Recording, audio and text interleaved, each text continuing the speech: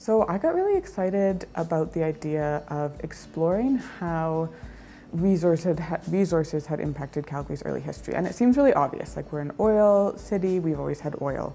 But we've actually had a lot of earlier resources that impacted us, and they've all come from the ground, which I found really interesting conceptually, that Calgary's history and its economy and its historical sort of character, its architecture, has all come out of the ground that we're on. And what I mean by that is it's literally come out of the ground in the form of sandstone. So as you walk through the city, you see a lot of sandstone buildings. And the reason those were built was because, like many cities, in 1886, so when we used to be built of all wood, we had a great fire.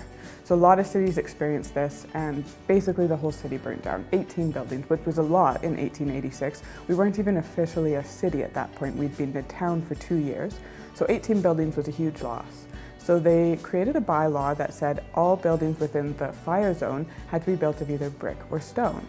And they started looking around, looking at the rivers, looking at the cliffs, and they noticed that there was tons and tons of sandstone, and so they decided to build most of the cities out of sandstone. So they started quarrying right out of the riversides and out of the cliffs. So we've also invited 15 artists to come and give us their take on sandstone and how it has impacted Calgary.